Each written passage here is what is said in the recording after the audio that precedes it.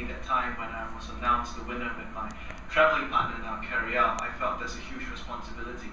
A huge responsibility for us to maximize the value that we may bring throughout our world journeys, meeting with leaders, working on community projects, trying to elevate, trying to inspire people to participate in contributing towards improving their own communities. So I felt that as much as there was a lot of fun, there was a lot of hype, everybody were hugging us, we were in tears, but I felt right now the real work starts, where it's about the responsibility that we have to shoulder right now. Very good.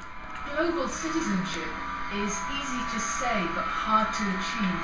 How will you do that? Basically what I would really want during my trip is to talk to people, meet with people in local communities, engage with dialogues with world leaders, to really show them, especially the grassroots people, that despite us coming from different countries, different continents, working in different jobs, we are still citizens of our world.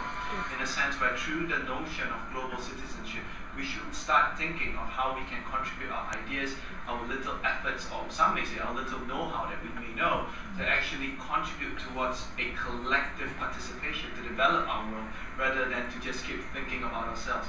Because at the end of the day, we are citizens of this planet, and it shouldn't be defined on race, color, culture, or geographical boundaries.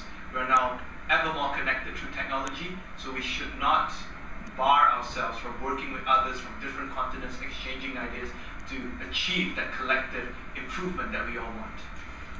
The world is very cynical and we're in a world recession. Yes. How do you begin to maximize, or how do you begin to inspire young people to believe they make a difference? Well, that's where we'll have to admit that my traveling partner, Carielle, comes into the picture perfectly. Because with her skills in producing shows and storytelling, I believe young people are moved with stories that they hear. And if they could see an exact role model, people among their age group who's actually engaging with leaders, who's actually trying to make change happen with what little resources we have.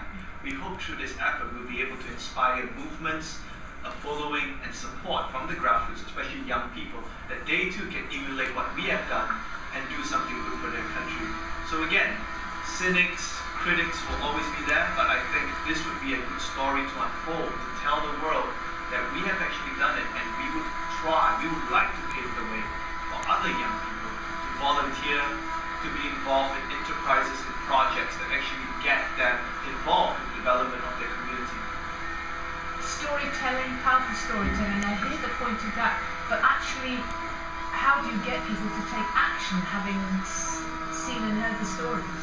That's interesting, because what happens is that when we visit these different countries, we would really want to engage with the locals, we would really want to meet the grassroots leaders who are already doing something. And then what we do is we would want to showcase them, we would want to relate their stories to the leaders of their home countries that we would meet.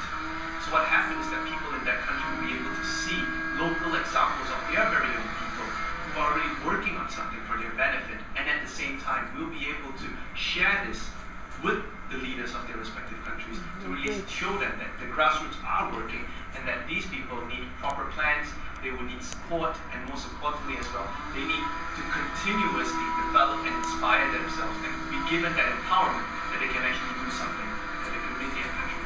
Do you think that the local people, as you described them, will be open to the messages you want to get across? I believe so, yes.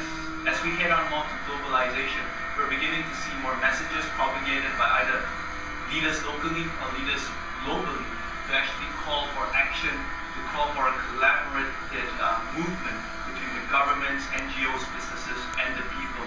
So yes, I would believe that people would be motivated, would be inspired to actually participate if they are shown how.